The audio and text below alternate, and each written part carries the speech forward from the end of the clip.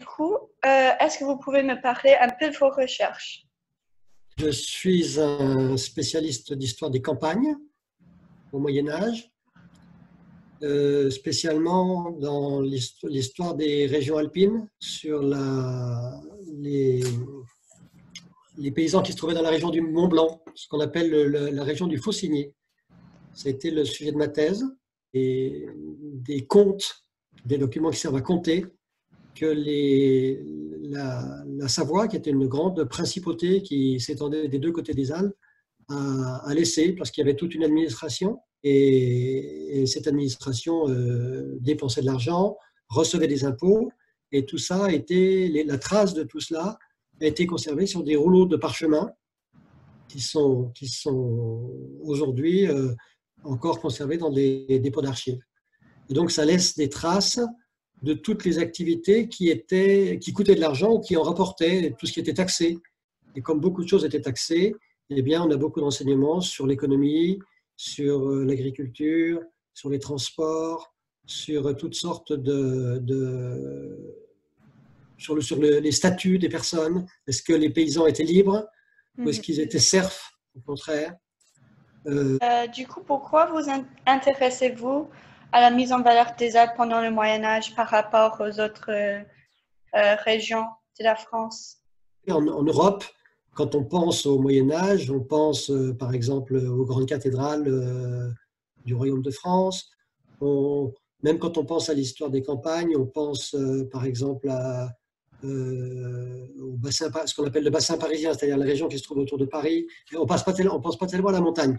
La conquête des Alpes, c'est un aspect d'un phénomène qu'on appelle les grands défrichements en Europe, c'est-à-dire un grand phénomène qui a commencé dès l'époque de Charlemagne à peu près, puis qui a duré jusqu'à l'époque de Saint-Louis, donc entre le 9e et le 13e siècle, et qui est la naissance de nos paysages, des paysages européens d'aujourd'hui, leur mise en culture, et les Alpes aussi, du coup.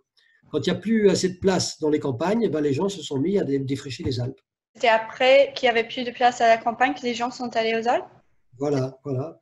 Parce Wow, que quand on est agriculteur, pour aller dans les montagnes, il faut être un peu courageux. Il y a beaucoup d'enfants, etc. Il fallait conquérir des nouvelles terres, ouais. d'où la conquête des Alpes. Et comment la vie aux Alpes, c'était différent que la vie d'ailleurs? Eh ben, si vous voulez, les hivers sont difficiles. Il y a de Ouais. la neige, il fait froid, etc. Du coup, les principales cultures au Moyen Âge, ce sont des céréales, du blé, de l'orge, de l'avoine, des choses comme ça, qui poussent moins bien dans les montagnes. D'où la nécessité de faire plus d'élevage et de défricher ce qu'on appelle les alpages, c'est-à-dire les grands pâturages de montagne, là où maintenant il y a des pistes de ski. À ce moment-là, ce n'était pas la France. Les Alpes n'étaient pas en France parce que il y a eu un grand partage de l'Europe en 843 par les petits-fils de Charlemagne. Et la France s'est limitée à ce moment-là au fleuve du Rhône. C'était la frontière. Donc, on était dans ce qu'on appelle l'Empire.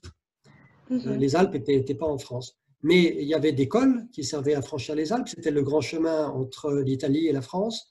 Donc, il y avait beaucoup de circulation.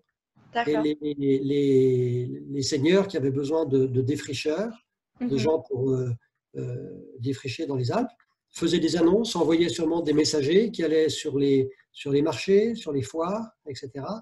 Et ils recrutaient de la main-d'œuvre, des labor workers, D'accord. voilà, pour venir défricher. Dire des coins un petit peu reculés. Les Alpes, pour ces gens-là, c'était un peu des voies de passage. Ils ne se sont pas tellement arrêtés. Les armées passaient, mais ils ne se sont pas tellement arrêtés. Il n'y a pas de grande ville dans les Alpes. La capitale des comtes de Savoie, c'était Chambéry, c'était une toute petite ville. Et donc, il y a pas de, pour que la Renaissance se développe d'un point de vue artistique, il faut qu'il y ait un roi très puissant avec une cour, beaucoup d'argent. Il n'y avait pas tout ça.